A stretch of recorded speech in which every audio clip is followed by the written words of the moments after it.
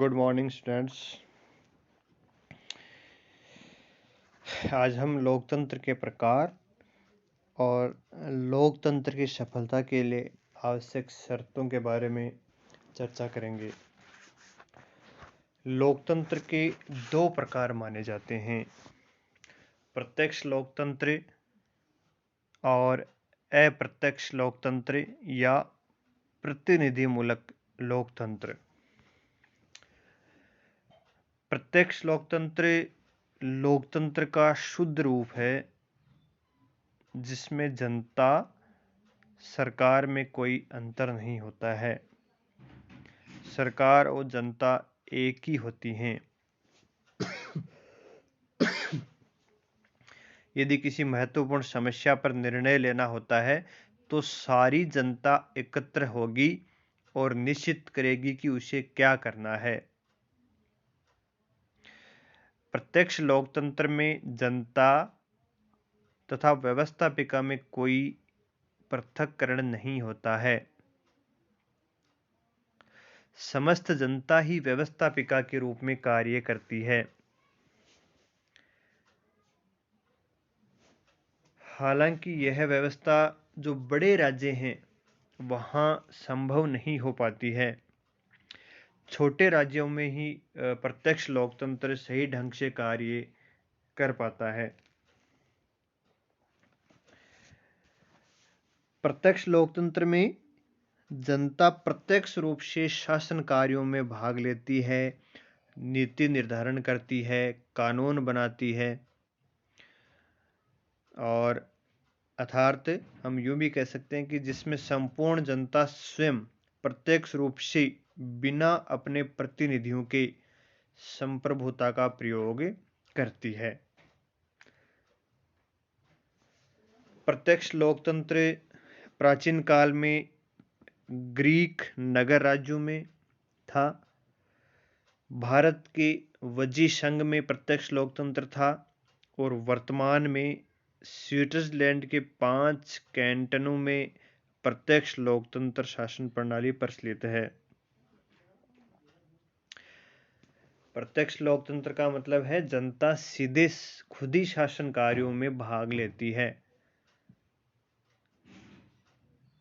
और प्रत्यक्ष लोकतंत्र की शासन प्रणाली छोटे राज्यों में संभव हो पाती है, बड़े राज्यों में प्रत्यक्ष लोकतंत्र संभव नहीं है।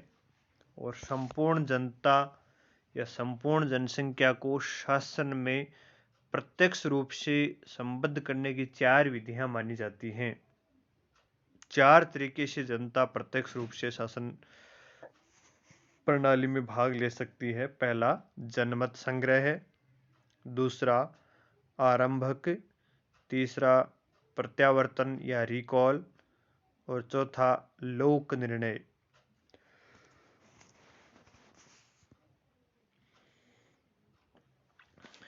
फिर देखिए दूसरा प्रकार अप्रत्यक्ष या प्रतिनिधिमूलक लोकतंत्र। जैसे नाम से स्पष्ट है, प्रतिनिधिमूलक लोकतंत्र अर्थात जनता शासन कार्यों में अपने प्रतिनिधियों के माध्यम से सहभागिता करती है। अप्रत्यक्ष लोकतंत्र या प्रतिनिधि लोकतंत्र में जनता सीधे शासन कार्यों में भाग नहीं लेती है। वह पहले प्रतिनिधियों का चुनाव करती है और चुने हुए प्रतिनिधि शासन कार्यों में भाग लेते हैं।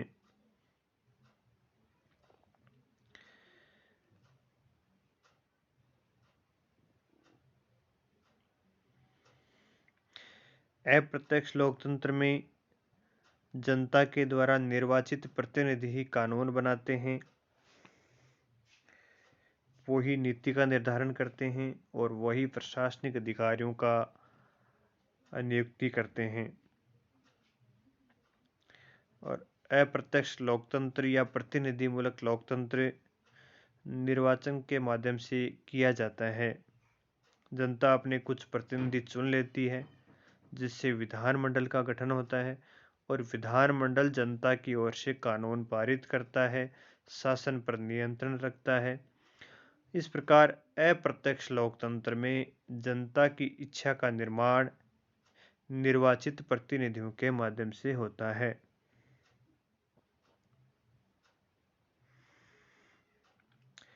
जे.एस. मिल प्रतिनिधिमूलक लोकतंत्र शासन प्रणाली के समर्थक थे।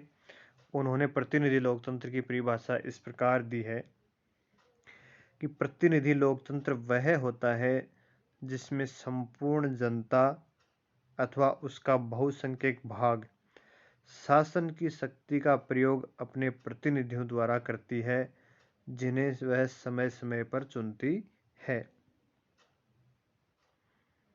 इसी प्रकार हर्नसा नामक एक विचारक थे, उन्होंने भी प्रतिनिधिमूलक लोकतंत्र या अप्रत्यक्ष लोकतंत्र की परिभाषा दी है। वो इस प्रकार है, यह प्रतिनिधियों के माध्यम से सर्वोच्च सत्तावान जनता का शासन होता है।